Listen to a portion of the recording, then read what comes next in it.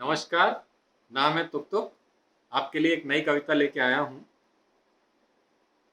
हमारा तो निकल गया रोना जब हमें पता चला कि हमारे पड़ोसी को हो गया कोरोना।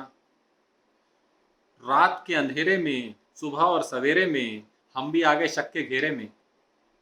हमने सबको बहुत समझाया कि हम हैं सोबर और सुशील, पर फिर भी नास्पिटों ने कर दिया हमारा घर सील।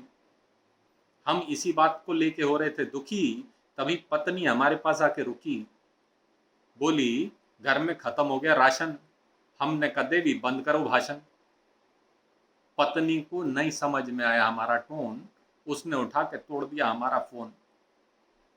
पत्नी का चेहरा हो गया लाल पीला, तब हमें समझ में आया कि आखिर कंगाली में ही क्यों होता है आटा गीला।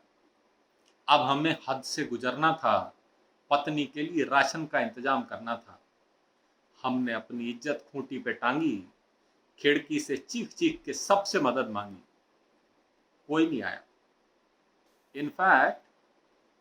इनफैक्ट जो हमें जानते थे कहते थे कि हम भगवान के दूत हैं, बिना देखे ऐसे निकल गए जैसे हम कोई भूत हैं। अंततः एक बूढ़ा चौकीदार आया, उसने आके हमारे घर के बाहर एक बोर्ड लगाया।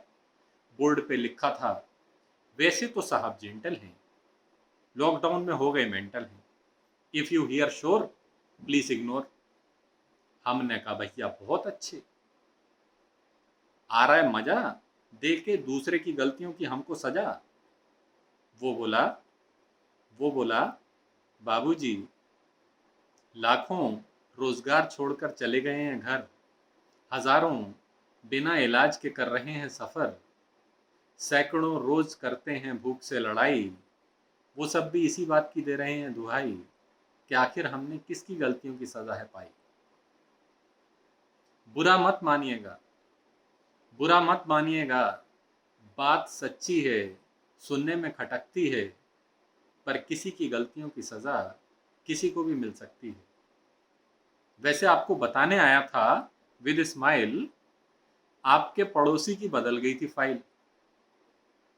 हमने भगवान को लाख लाख धन्यवाद दिया और इस कविता का समापन कुछ इस तरीके से किया। पड़ोसी तो लग के आ गया, पड़ोसी तो लग के आ गया हॉस्पिटल की लाइन में, हम अभी भी चल रहे हैं क्वारंटाइन में, हम अभी भी चल रहे हैं क्वारंटाइन में। धन्यवाद, फिर मिलेंगे।